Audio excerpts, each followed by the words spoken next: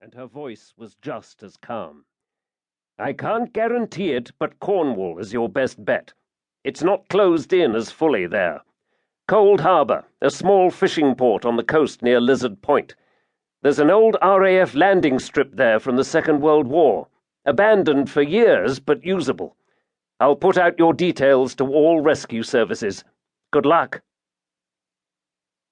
We were at 3,000 for the next 20 minutes, and the traffic on the radio was confusing, often blanked out by some kind of static.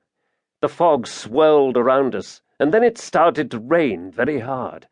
Dupont seemed more agitated than ever, the sweat on his face very obvious now. Occasionally he spoke, but again in French, and once more Denise took over. There were various voices, lots of static, and the plane started to rock as a thunderstorm exploded around us. Denise spoke, very controlled, giving our details. "Possible Mayday. Attempting a landing at airstrip at Cold Harbour." And then the static cleared, and a voice echoed strong and true. "This is Royal National Lifeboat Institution, Cold Harbour. Zek Ackland speaking. Know where you're going to land here, girl. Can't see my hand in front of my face." For Dupont, this was the final straw. He gave a sudden moan, seemed to convulse, and his head lolled to one side. The plane lurched down, but Denise took control and gradually leveled it out. I leaned over and felt for a pulse in his neck. "It's there, but it's weak.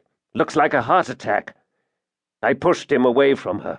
She said calmly, "Take the life jacket from under his seat and put it on him. Then do the same for yourself." She put the 310 on automatic and pulled on her own life jacket. I took care of Dupont and struggled into mine. "Are we going into the drink?"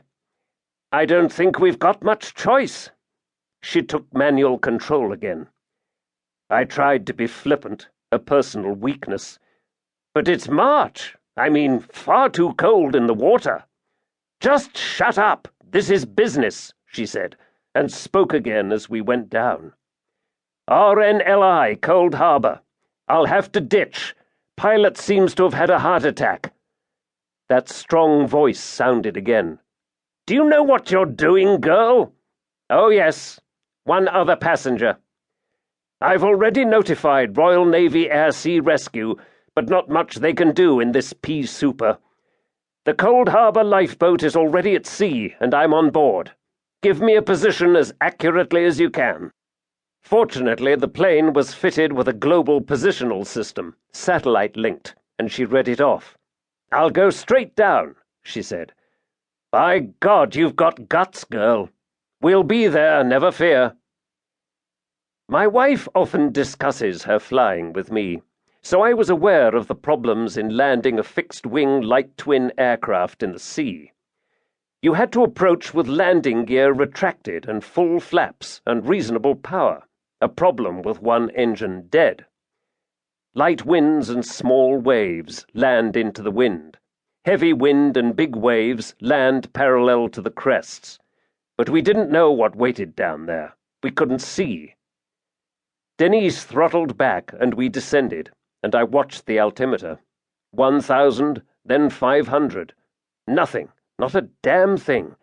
And then, at a couple of 100 feet, broken fog, the sea below, small waves, and she dropped us into the wind. For those few moments, I think she became a truly great pilot. We bounced, skidded along the waves, and came to a halt. The shock was considerable, but she had the cabin door open in an instant. "Bring him with you," she called, and went out fast onto the wing. I leaned over, unfastened Dupont's seatbelt, then shoved him headfirst through the door. She reached for him, slid off the wing into the water, and pulled him after her. I went then and slipped off the wing. I remembered some statistics she'd shown me on landings at sea. 90 seconds seemed to be about par for the course before the plane sank. Denise was hanging on to Dupont as they floated away in their yellow life jackets. As I followed, the plane sinking, she shouted, "Oh, God! Tarquin's in there!" This requires a